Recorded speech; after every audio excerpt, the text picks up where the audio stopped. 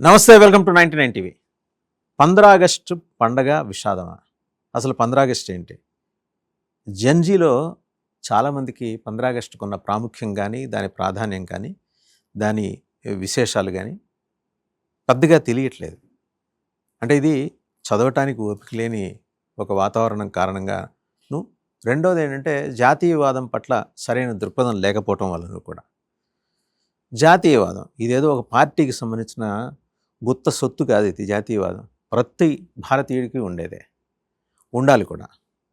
అది ఎలా ఉంటుంది, ఉండాలి అంటే చరిత్రలో జరిగిన కొన్ని సంఘటనల్ని, అలాగే వాటి నేపథ్యాలని, చరిత్రలో తమ ప్రాణాలని ఏమాత్రం అసలు లెక్కించకుండా వదిలేసిన త్యాగధనుల్ని ఒక్కరోజున గుర్తుంచుకోవటానికి అవకాశం ఉన్న 15 ఆగస్టు అది మనకి స్వాతంత్ర దినం.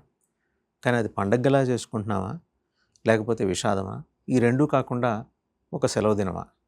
దీని మీద సమగ్ర విశ్లేషణ చేయడానికి మనతో ఉన్నారు తెలంగాణ బీజేపీ సీనియర్ నాయకులు శంకరోళ్ళ రవికుమార్ గారు. నమస్తే రవికుమార్ గారు. నమస్తే వాసు గారు. విషాదమా, పండగ? అది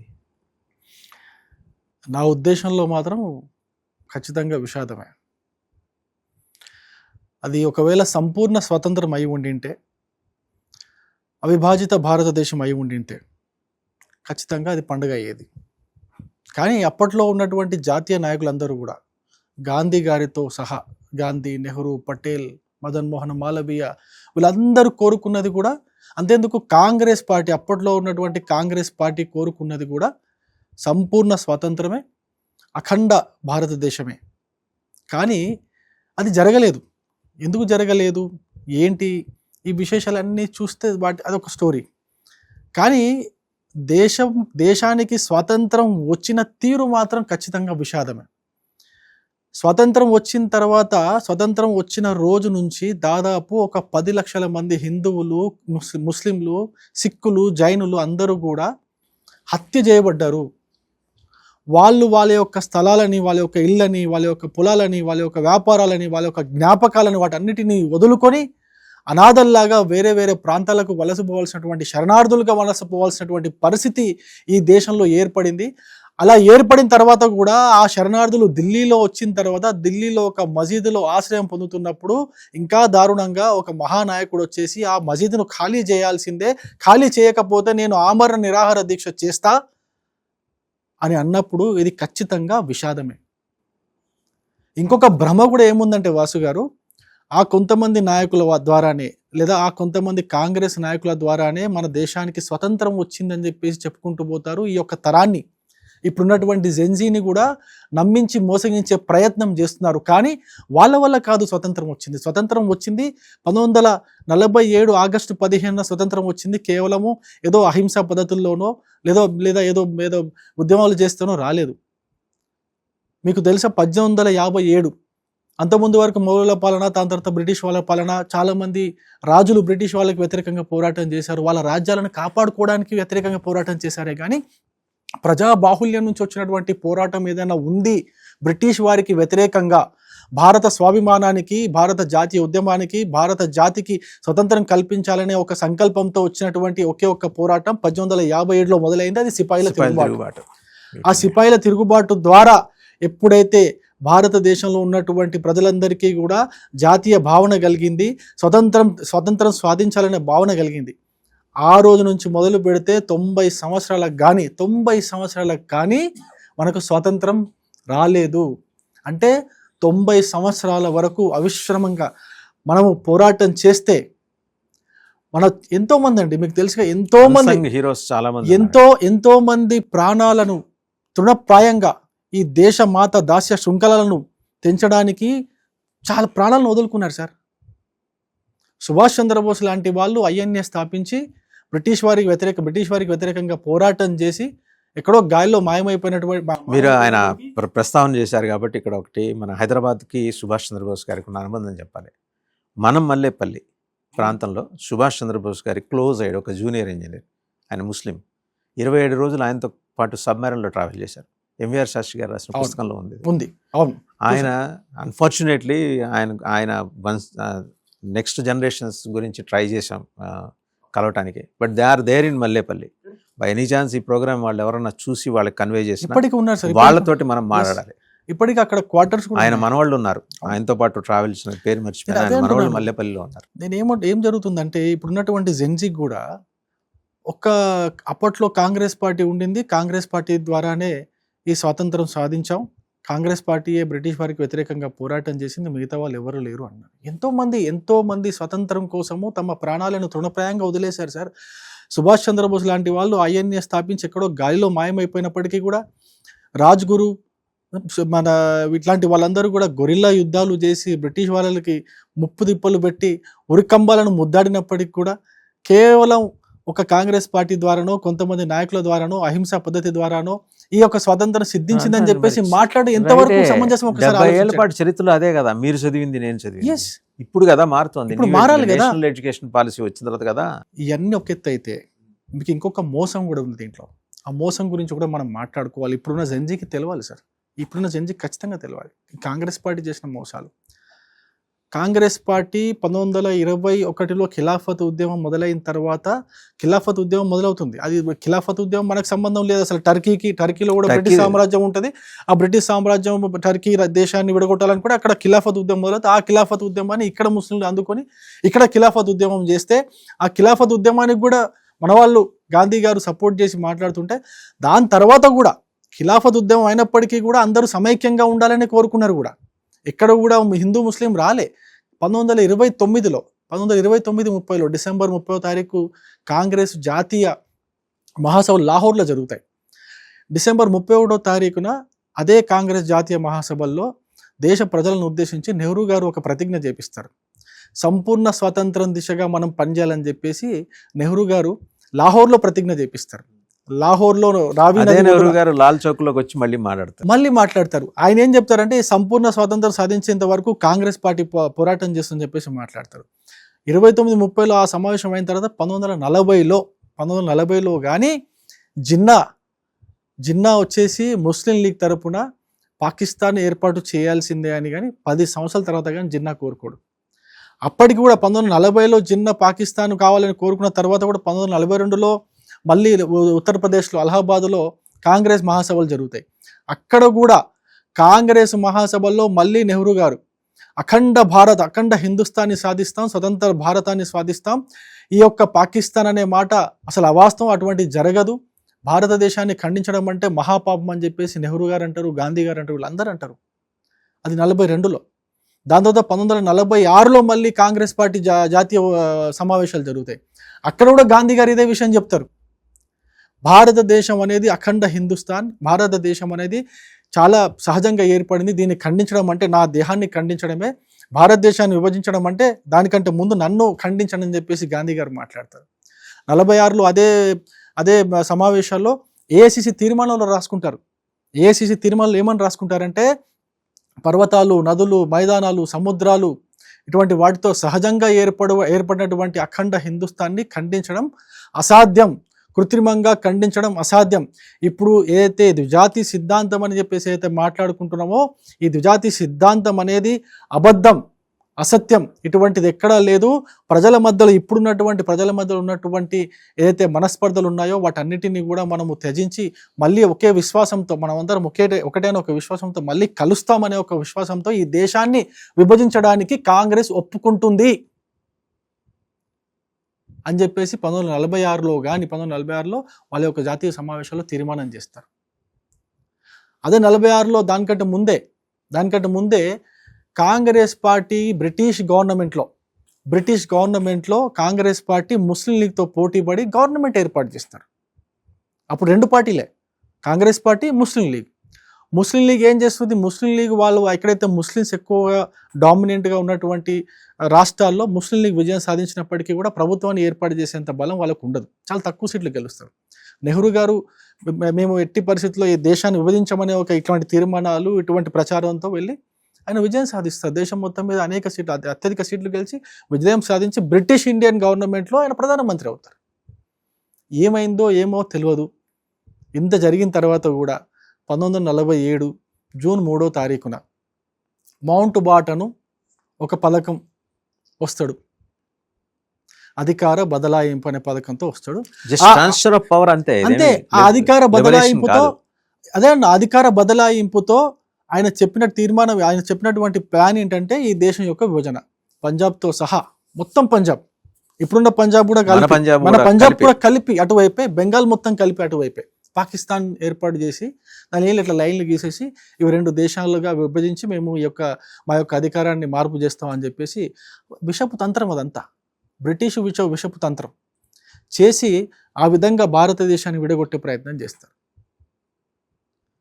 దానికి కాంగ్రెస్ పార్టీ వాళ్ళు ఒప్పుకుంటారు, నెహ్రూ గారు ఒప్పుకుంటారు, గాంధీ గారు ఒప్పుకుంటారు, వీళ్ళందరూ ఒప్పుకుంటారు.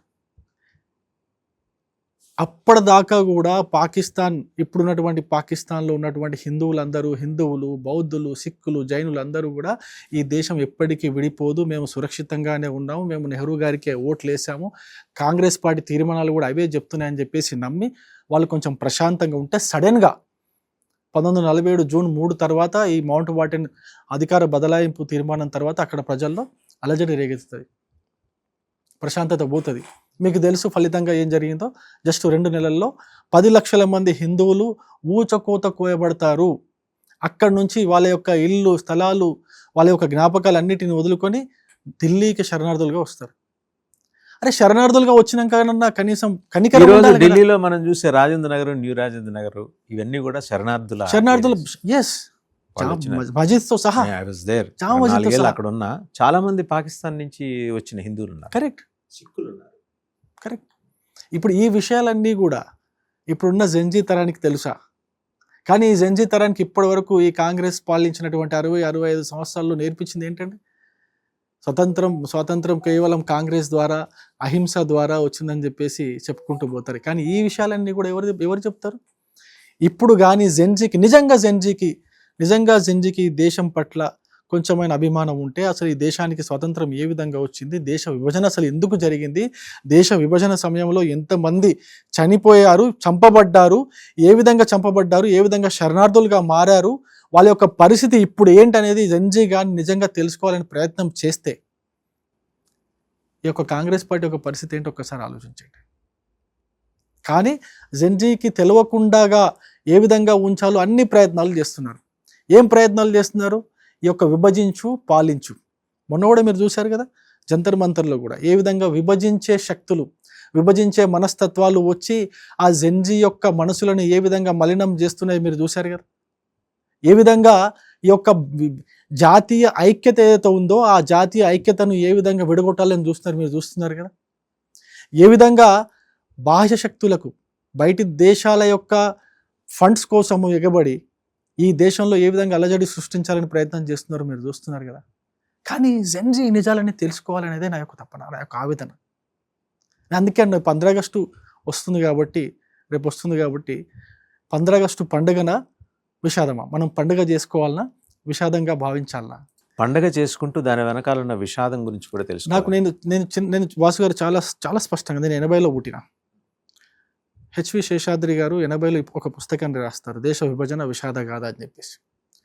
అప్పట్లో చదవలేకపోయినా కానీ నేను 2000 తర్వాత ఆ దశాబ్దంలో చదవడం మొదలుపెట్టా అసలు ఏంటనేది. అప్పటిదాకా కూడా నేను స్వతంత్రం అంటే అసలు గ్రేట్, మనము పండుగ మనం మన పుస్తకాలు అంతే కదండి, పండుగ అని చెప్పేసి. పండుగనే చాలా మంది స్కూళ్ళల్లో ఏముండండి, అప్పుడు జెండా ఎగరేస్తారు, మిఠాయిలు పంచుతారు, చాక్లెట్లు ఇస్తారు, ఇట్లాంటివి అని మేము పండుగలాగే అనుకునే వాళ్ళం. మంచిగా కొత్త డ్రెస్ వేసుకునే వాళ్ళం, వైట్ కలర్ షర్ట్ వేసుకొని మంచిగా జెండా అంటించుకొని వేసేవాళ్ళం. కానీ దాని వెనక ఇంత పెద్ద విషాదం ఉంది. కొన్ని లక్షల మంది ప్రాణాలు కోల్పోయారు, కొన్ని లక్షల కుటుంబాలు శరణార్థులుగా మారినాయి, వాళ్ళు ఎక్కడున్నారో తెలియదు. చాలా ప్రాంతాలు మనకు కాకుండా పోయినాయి, దేశం విడగొట్టబడింది, 3 ముక్కలుగా తయారైంది దేశం అన్న విషయాన్ని మనకు లేటుగా కానీ అవగతం. ఇంకొకటి సార్, చరిత్రలో ఇంకొక జరిగిన తప్పిదాలు బహుశా మరి కేంద్ర ప్రభుత్వం న్యూ ఎడ్యుకేషన్ పాలసీలో దాన్ని మారుస్తుందేమో చూడాలి. కొంత మార్పులు అయితే జరిగినాయి. వీళ్ళని విప్లవకారులు అని మాట్లాడటం ఏంటి? భగత్ సింగ్ ఎట్లా విప్లవకారుడు అవుతాడు? సమరయోధుడు ఎందుకు కాదు ఆయన? సమర సేనాని ఎందుకు కాడు? సుభాష్ చంద్రబోస్ విప్లవకారుడు ఏంటి? రాజ్గురు సుఖదేవ్, వీళ్ళు అల్లూరి సీతారామరాజు విషయంలో మహాత్మా గాంధీ ఆయన వ్యక్తం చేసిన అభిప్రాయాలు ఏంటి? విప్లవకారులా వీళ్ళందరూ? సమరయోధులా? వీళ్ళందరికీ ఏంటంటే సార్, అప్పుడు ప్రపంచంలో మొదటి ప్రపంచ యుద్ధం, రెండో ప్రపంచ యుద్ధం జరిగింది. ఈ 2 యుద్ధాలు కూడా ఒకసారి చూస్తే సామ్రాజ్యవాదానికి వ్యతిరేకంగానే జరిగింది.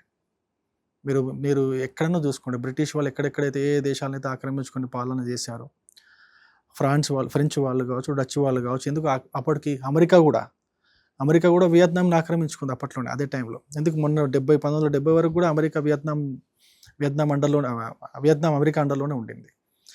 వియత్నాంలో గొరిల్లా వార్స్ జరిగాయి.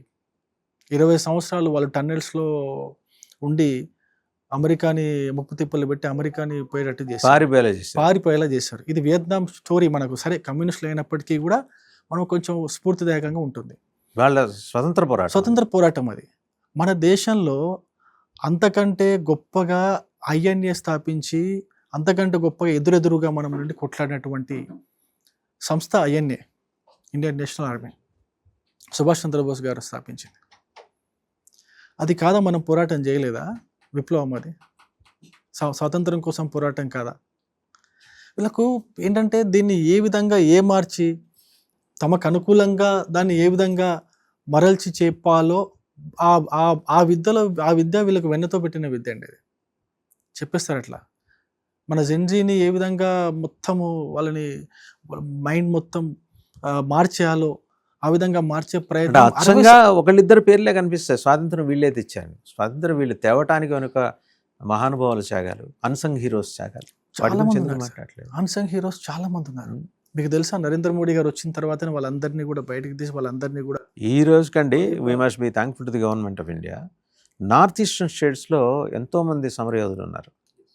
ఈ రోజుకి మన ఈ సరిహద్దుల్లో, నార్త్ ఈస్టర్న్ స్టేట్స్ సరిహద్దుల్లో బ్రిటిష్ ఆర్మీతోటి పోరాడి ప్రాణాలర్పించిన ఒక జవాన్ ఆత్మ అక్కడ కనిపిస్తూ ఉంటుంది. ఆయన పేరుతో స్మారకం కూడా అక్కడ పెట్టారు, వస్తూ ఉంటారు. అంటే ఆయన దేహత్యాగం చేసిన తర్వాత కూడా ఆయన ఆత్మ అక్కడే ఉందంటే ఈ ల్యాండ్ మీద ఆయనకున్న మమకారం, మాతృభూమి మీద. ఇవెందుకు రావట్లే ఈ స్టోరీస్? అదే ఇవన్నీ రావు సార్. నేను చెప్తున్నా కదా, ఇట్లాంటి స్టోరీస్ చాలా ఉన్నాయి. ఇట్లాంటి మీకు ఉదాహరణకి ఎందుకు సార్, శ్యామాప్రసాద్ ముఖర్జీ గారి స్టోరీ తెలుసా సార్? మీకు తెలుసు, జనాలకు తెలుసా? శ్యామాప్రసాద్ ముఖర్జీ ఎవరని అంటారు? శ్యామాప్రసాద్ ముఖర్జీ మహా అయితే ఆయన గురించి హీ వాజ్ ఏ పార్లమెంటేరియన్ అంతే చెప్తారు. 33 ఏళ్ల వయసులో ఆయన ఒక యూనివర్సిటీకి వైస్ ఛాన్సలర్, హిందూ మహాసభ స్థాపించి బ్రిటిష్ వారి పైన పోరాడినటువంటి వ్యక్తి సార్. హిందూ మహాసభ వ్యవస్థాపకులు ఆయన. ఇట్లా ఎంతో మంది ఉన్నారు సార్. 33 ఏళ్ల వయసులో యూనివర్సిటీకి వైస్ ఛాన్సలర్ అవటం. ఆర్య సమాజం పంజాబ్ లో స్టార్ట్ అయింది. ఆర్య సమాజం, దయానంద సరస్వతి, రామకృష్ణ, ఇట్లాంటి ఎంతో మంది స్వాతంత్రం కోసము బ్రిటిష్ వారితో పోరాటం చేస్తే రామకృష్ణ పరమహంస ఏ విధంగా చనిపోయింది సార్? వివేకానందులు అమెరికా పోయి అమెరికాలో తమ భారతదేశం యొక్క ఖ్యాతిని చాటింపజేసి దేశం మొత్తం సుడిగాలి పర్యటన చేసి ఈ దేశ యువకుల్లో పౌరుషాన్ని రేపట్టింది కదా సార్ అప్పట్లో. ఇవన్నీ కాదా? ఇవన్నీ స్వతంత్ర పోరాటానికి ఉపయోగపడలేదా? ఇవన్నీ స్వతంత్ర పోరాటంలో భాగం కాలేదా? ఇవన్నీ చెప్పుకోరా? ఇప్పుడు ఏక్ దేశ్ మే ఏక్ విధాన్ హోనా, ఏక్ నిషాన్ హోనా, ఏక్ ప్రధాన్ హోనా అని చెప్పేసి శ్యామాప్రసాద్ ముఖర్జీ గారు కాశ్మీర్కు పోయి కాశ్మీర్లో అక్కడ ప్రాణత్యాగం చేయలేదా?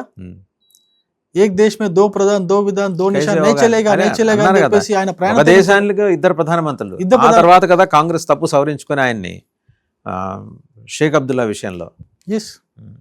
మరి ఇదే పండిట్ నెహ్రూ గారు లాల్ చౌక్ వెళ్ళి 370 గురించిన ప్రస్తావన ఎవరు అడిగారు? అప్పుడు అడిగారు? ఎవరు అడగలేదు.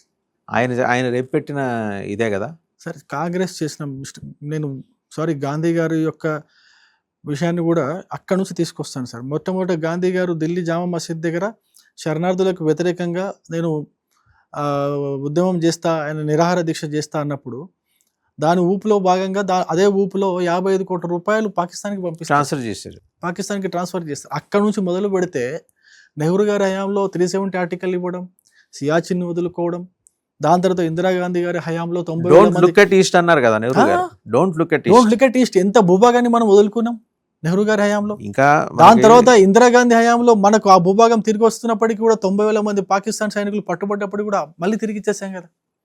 దానికన్నా ముందు లాల్ బహదూర్ శాస్త్రి గారు పట్టుబట్టి పాకిస్తాన్ మీద యుద్ధానికి వెళ్ళి లాహోర్ దాకా ఆక్రమించుకున్న తర్వాత కూడా ఒత్తిడి తెచ్చారు ఆయన మీద. లేకపోతే లాహోర్ ఈరోజు మన దేశంలో ఉండేది. లాహోర్ పోలీస్ స్టేషన్ ముందు మన దేశ సైనికులు ఆక్రమించుకొని కాపలా కాస్తారు కదా. ఇదంతా ఉండదు సార్. ఇవన్నీ కూడా జెన్జీకి తెలియాలా? జెన్జీకి తెలియట్లేదు. మన ఏమంటారు, బీజేపీ అధికారంలో ఉంది, బీజేపీ పవర్ కోసం పనిచేస్తుంది అని చెప్పేసి అంటూ ఉంటారు. బీజేపీ పవర్ కోసం పనిచేస్తుందంటే 60 సంవత్సరాలు బీజేపీ కేవలం పోరాటాలే చేసింది సార్ ఈ దేశంలో. ఈ దేశ సమైక్యత కోసం, ఈ దేశ జాతీయవాదం కోసం, ఈ దేశంలో సంస్కరణల కోసం, ఈ దేశ బాగు కోసం, అభివృద్ధి కోసం కేవలం పోరాటాలే చేసుకుంటూ పోయాం కదా సార్. అధికారం కోసం కావాలనుకుంటే మా వాజ్పేయి లాంటి వారు ఏ విధంగా అధికారంలోకి వచ్చేవాళ్ళు కదా. ఆ రోజు ఆయన చెప్తే ఆ ఒక్కోటు ఆయనతో ఒకటి ఉండేది, ఆయన ప్రధానమంత్రిగా కంటిన్యూ అయ్యేవాళ్ళు. వదులుకొని వచ్చేసాడు. అధికారం కోసం కాదు సార్ బీజేపీ పోరాటం చేసింది. ఈ దేశంలో మార్పుల కోసం, ఈ దేశంలో సంస్కరణల కోసం, ఈ దేశ అభివృద్ధి కోసం, ఒక బంగారు భవిష్యత్తు ఉన్న భారతదేశాన్ని నిర్మించాలనే ఒక ఉద్దేశంతో బీజేపీ పోరాటం చేసింది. అధికారమే కావాలనుకుంటే 1980లో భారతీయ జనతా పార్టీగా అసలు అవతరించేదే కాదు కదా. అదే సోషలిస్టులతో, ఇప్పుడు జనసంఘ్ పోయిన తర్వాత అదే సోషలిస్టులతో కలిసి అదే అధికారాన్ని అట్లనే పంచుకుంటూ పోయేవాళ్ళం కదా. అట్లా కాదు కదా. అట్లా కరెక్ట్గా జరగట్లేదనే కదా జాతీయ భావన పోవట్లేదు, జాతీయ భావన మన నాయకులు రావట్లేదు, మన నాయకులకు లేకుండా పోయింది, ఐక్యత లేకుండా పోయింది. దేశ హితం కంటే కూడా రాజకీయ నాయకులు వాళ్ళ హితం కోసమే పనిచేస్తున్నారనే కదా 1980లో బీజేపీని స్టార్ట్ చేసింది. లేకపోతే మా వాళ్ళు కూడా అదే విధంగా అధికారమే పరమావధి అనుకుంటే మా వాళ్ళు కూడా అదే జనసంఘ్ తర్వాత కూటమి ప్రభుత్వాల్లో ఉంటే అధికారాన్ని పంచుకుంటూ పోయేవాళ్ళం కదా. నేషనల్ ఫ్రంట్, యునైటెడ్ ఫ్రంట్, ఏదో ఫ్రంట్ వేసుకో, ఏదో ఒక ఫ్రంట్ లో ఉండేవాళ్ళు. ఐకే గుజరాలు, దేవేగౌడ ఇలాంటి వాళ్ళ మధ్యలో కొన్నాళ్ళు ఉండేవాళ్ళు బీజేపీ ప్రధానమంత్రి. ఇప్పుడు ఈ పరిస్థితి వచ్చేదే కాదు కదా మాకు. ఇప్పుడు ఈ దేశం వచ్చిన తర్వాత, బీజేపీ వచ్చిన తర్వాత కూడా, మోడీ గారు ప్రధానమంత్రి అయిన తర్వాత కూడా ఇన్ని మార్పులు దేశంలో. ఇప్పుడు నిజంగా నాకు మొన్న కూడా అనిపించింది, 2004 నుంచి 2014 వరకు జరిగినటువంటి అనేక సంఘటనలు ఈ 1997 తర్వాత 2012లో పుట్టిన జెన్జీకి తెలియదు. వాళ్ళకి ఇంకా అప్పటికింకా అంత జ్ఞానం రాలేదు. ప్రతిరోజు పేపర్లో హెడ్డింగ్స్లో ఏం చూసేవాళ్ళం మనం? సీరియల్ బాంబ్ బ్లాస్ట్, అక్కడ సీరియల్ బాంబ్ బ్లాస్ట్, ఇక్కడ సీరియల్ బాంబ్ బ్లాస్ట్. అక్కడ రైల్వే స్టేషన్ పోయినా, బస్ స్టాండ్ పోయినా స్పీకర్లో వినిపించేది, అనుమానిత బ్యాగులను ముట్టుకోకండి, వెంటనే పోలీసులకు సమాచారం అందించండి, అనుమానిత వస్తువులను ముట్టుకోకండి, వెంటనే పోలీసులకు సమాచారం ఇదే వినిపించేది కదా. ప్రతిరోజు తెల్లారి లేస్తే ఏదో ఒక స్కామ్ బయటపడేది కదా. తెల్లారి లేస్తే ఎక్కడో చోట అల్లర్లు కదా, హిందూ ముస్లిం అల్లర్లు కదా. ఎక్కడో చోట ఏదో ఇట్లాంటి స్కాములు, లేకపోతే ఎక్కడో చోట ప్రభుత్వాలు పడిపోవడాలు, ఎక్కడో చోట కాంగ్రెస్ ప్రభుత్వాలు ఏర్పడాలు. ప్రతిరోజు సరిహద్దులో అల్లర్లు, రాళ్ళు రువ్వారు, పాకిస్తాన్ సైనికులు వచ్చేసి మన జవాన్లను చంపుకొని పోయారు. ఇవే న్యూస్ చూసేవాళ్ళం సార్, ఇవే న్యూస్ చూసేవాళ్ళము. ఇప్పుడు నీట్ కోసము ఏదైతే చేస్తున్నారో, నీట్ కోసం ఏదైతే జంతర్ మంతర్లో చేశారో, అప్పట్లో మెడికల్ సీట్ సాధించాలంటే ఎన్ని సార్? లక్షల్లో కాదు కదా, ₹1,00,00,000 పెడితే కానీ మెడికల్ సీట్ వచ్చేది కాదు. అవునా? వెలంపాట వాడుకునే వాళ్ళు కదా సీట్ కోసము. మెడికల్ సీట్ కావాలంటే మెరిట్ ఉన్నా కూడా మెడికల్ సీట్ కావాలంటే వేలంపాట. ఏ కాలేజీలో ఆ కాలేజ్ పోవాలా, కూర్చోవాలా, వేలంపాట. నువ్వెంత ఇస్తావు. ఇప్పుడు ఆ సిస్టాన్ని తీసేసి ఆ మెడికల్ సీట్లను 1,50,000 మెడికల్ సీట్లు దేశంలో అందుబాటులోకి తీసుకొచ్చినటువంటి మోడీ గారిని, అదేవిధంగా 300 కాలేజీలు ఉంటే దాదాపు 700 కాలేజీలు చేసినటువంటి మోడీ గారిని ఎయిమ్స్లో పీజీ చేయాలంటే ₹1,00,00,000 మినిమం ₹1,00,00,000 ఎయిమ్స్లో. అప్పట్లో కూడా ఎయిమ్స్లో పీజీ చేయాలంటే మినిమం ₹1,00,00,000 సీట్ కోసం. అటువంటి ఎయిమ్స్ని దాదాపు 21 ఎయిమ్స్ని నిర్మాణం చేస్తే అసలు ఏం చేసిండు మోడీ అని చెప్పేసి మాట్లాడేటువంటి యువతరానికి ఏం చెప్పాలా, ఎట్లా చెప్పాలి? అంటే వాళ్ళని ఆ వైపు డైరెక్ట్ చేస్తున్న వాళ్ళ గురించి నిజాలు బయట పెట్టాలి. And Gen Z should know this. Gen Z తెలుసుకోవాలంటే ఎంతసేపు రీల్స్ ద్వారానే తెలుసుకుంటారు. అందుకే ఇప్పుడు మీకు చెప్పే కదా సార్, మనం బుక్ రిలీజ్ చేస్తే జెన్జీ చదవరు. చదివేంత ఓపిక లేదు వాళ్ళకి.